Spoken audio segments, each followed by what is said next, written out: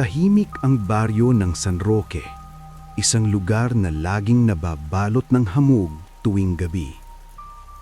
Malayo ito sa bayan at kakaunti lang ang nakatira roon. Walang kuryente sa ibang bahay, kaya ang tanging ilaw tuwing gabi ay ang buwan, na madalas ding tinatakpan ng makapal na ulap.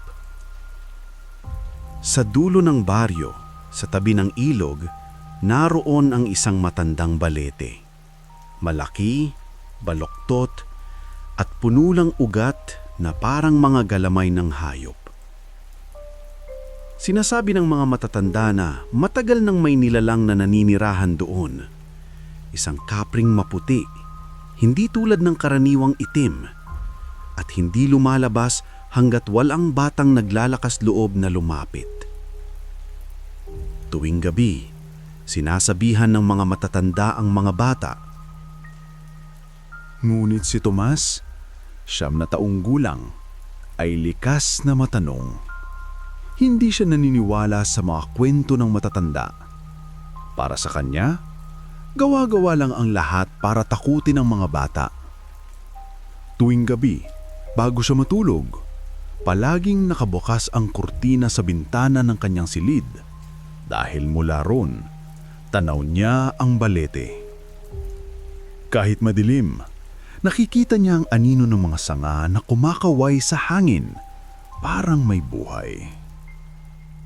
Isang gabi, habang ang lola niya ay tulog na tulog, si Tomas ay nakaupo pa rin sa tabi ng bintana, nakatitig sa dilim. Tahimik ang paligid. Wala kang maririnig kundi ang huni ng kuliglig at ang mahinang agos ng ilog.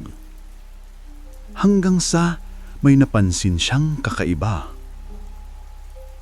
May liwanag, maputla, kumikislap na umiikot sa paligid ng puno.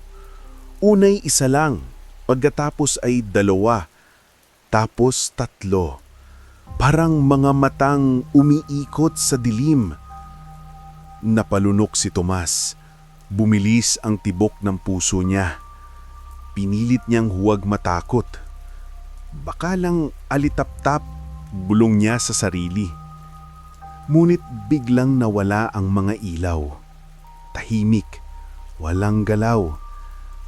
Pagkatakos, may mahinang kaluskos mula sa labas ng bahay. Tok, tok, tok. Parang may humahaplos sa dingding.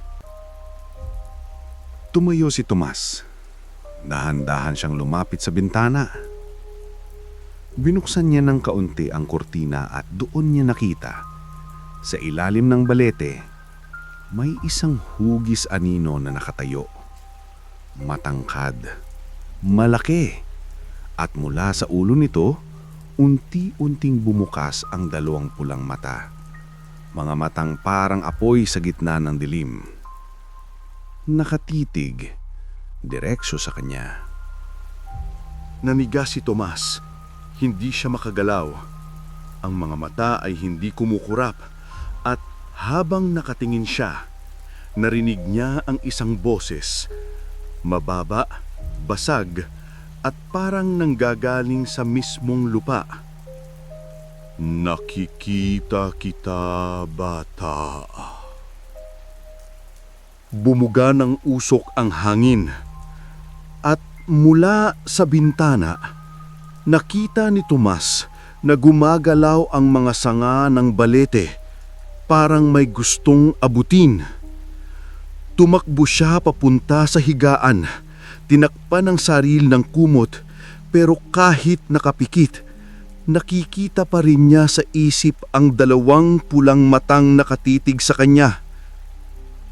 Maagang nagising si Tomas. Kinabukasan, maagang nagising si Tomas.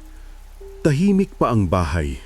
Ang lola niya ay nasa kusina, nagdarasal, habang ang manok sa labas ay tila ayaw kumanta.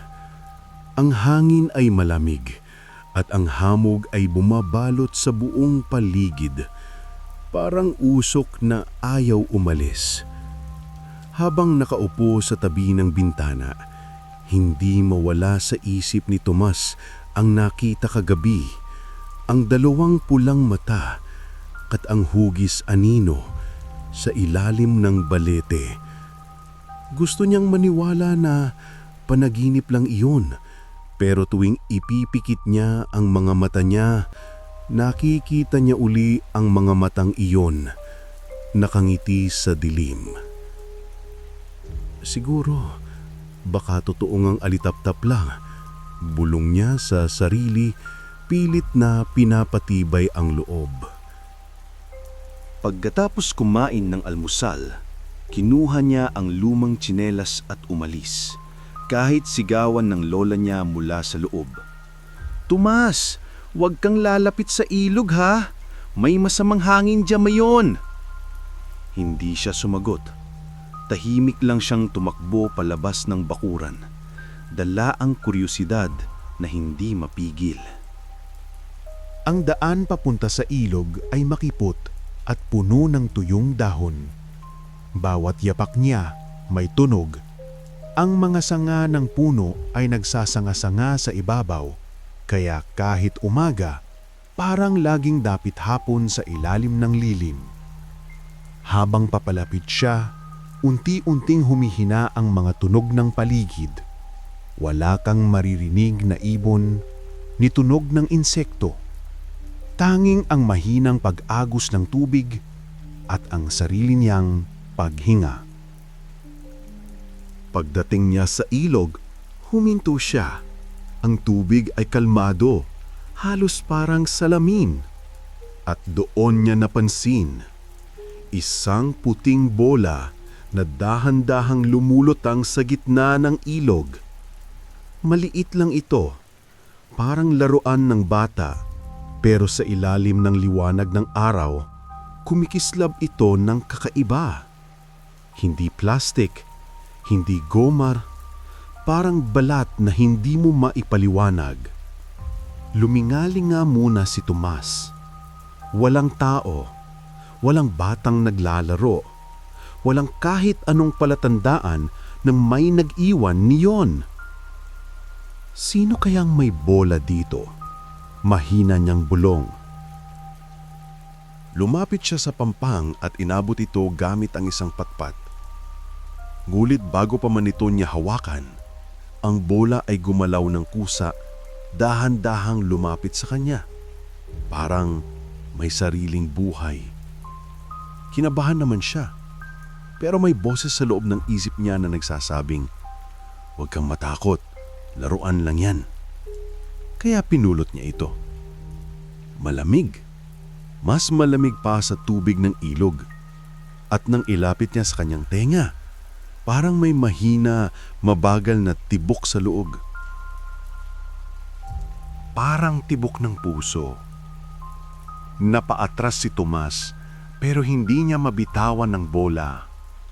Ang mga daliri niya ay parang dumikit dito na para bang hinihigok ng malamig na balat.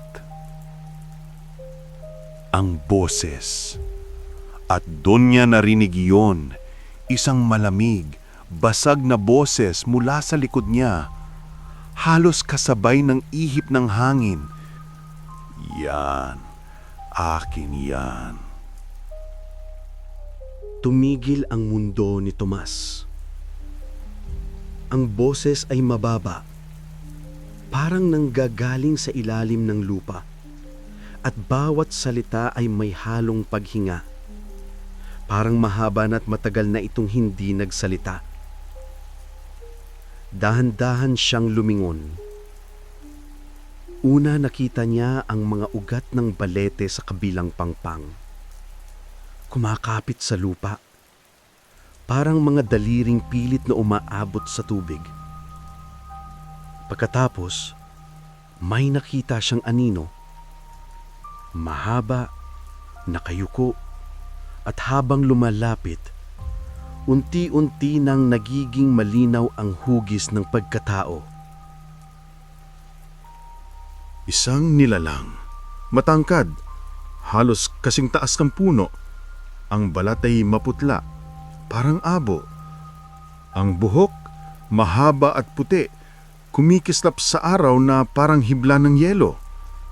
At sa ilalim ng mga kulubot nitong mata, may itim na marka na parang usok na dumadaloy sa balat. Ngumiti ito, at sa ngiting iyon, bumuka ang bibig. Ipinakita ang mga ngipin na itim at mahahaba. Bakit mo kinuha? Basag nitong tanong. Nanginginig si Tomas.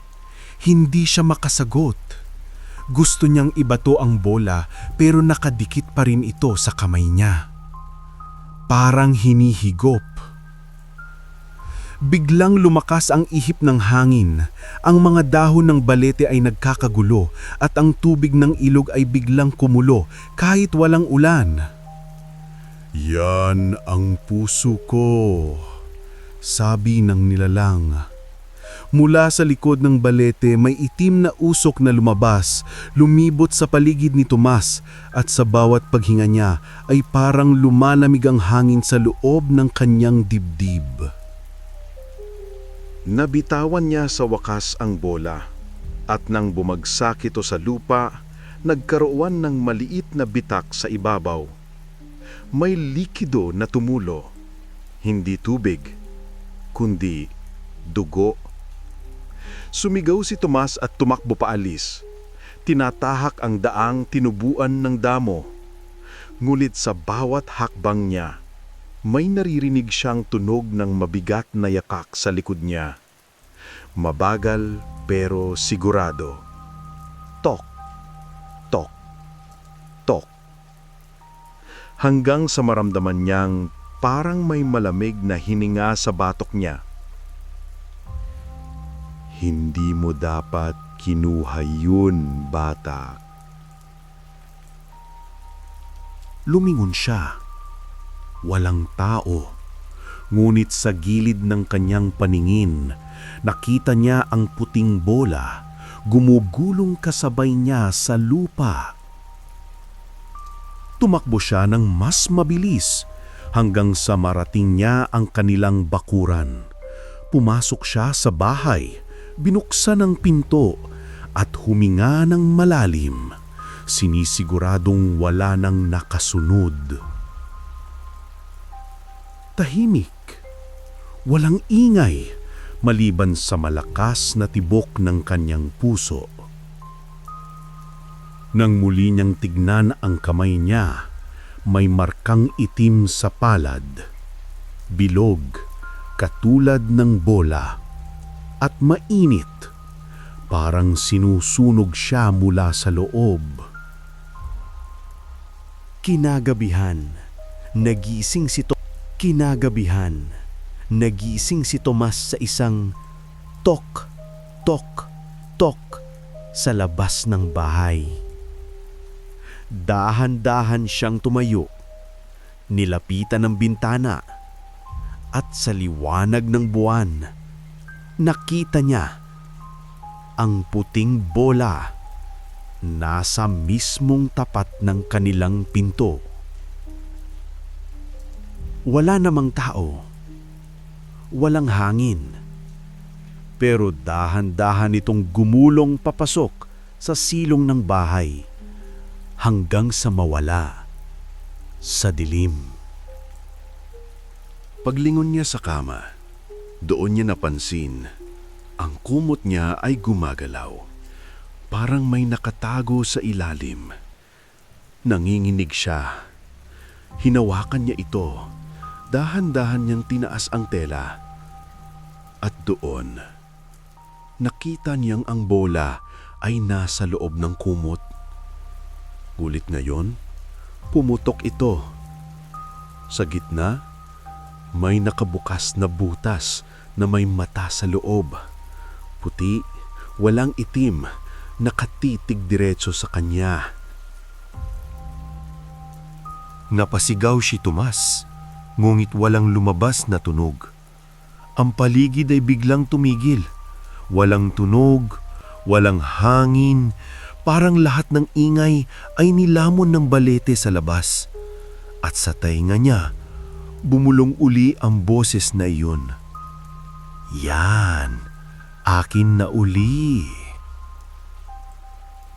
Kinabukasan, natagpuan ng lola ni Tomas ang bata sa kama. Nakadilat, ngunit walang malay. Ang mga kamay ay malamig at sa palad niya ay may nakaukit na bilog, parang marka ng paso. Sa ilalim ng kama, nakita ng matanda ang puting bola, malinis, walang bitak, at dahan-dahan itong gumulong papalayo. Gabi, malakas ang ulan at ang hangin ay humahampas sa mga bintana ng bahay ni Tomas. Ang ilaw ng lampara sa loob ay nanginginig sa bawat ihip ng hangin. Nagiiwan ng mga anino sa dingding na parang gumagalaw kahit walang tao. Si Tomas, pagod mula sa nakaraang araw, ay nakahiga sa kama. Nakabalot sa kumot, pilit sinusubukang kalimutan ng puting bola at ang mga matang nakatingin sa kanya mula sa balete.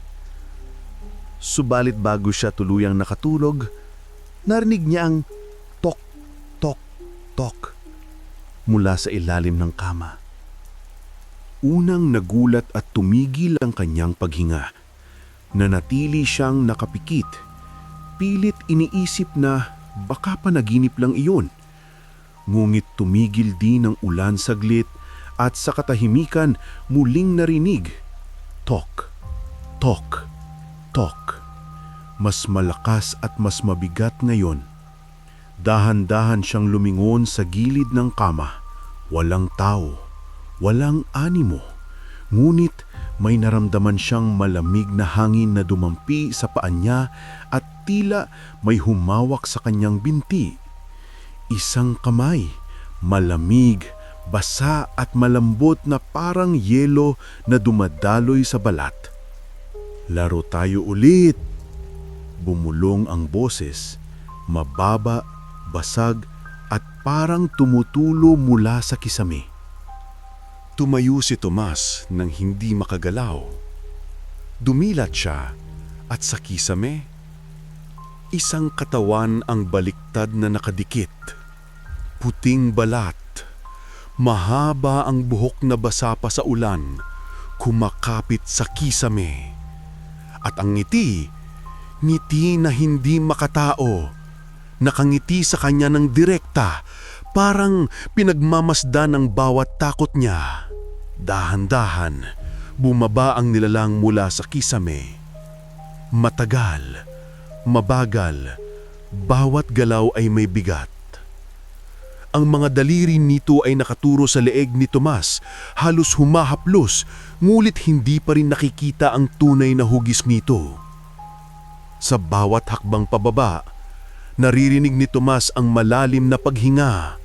Parang humihigop ng bawat likido sa silid, bawat paghinga ng bata.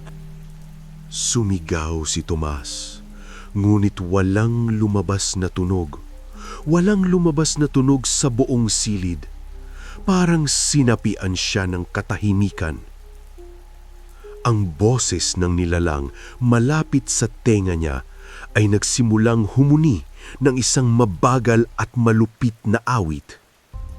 Hindi mo akalain babalik ako, hindi ba? Hindi mo ako makikita, ngulit nandoon ako.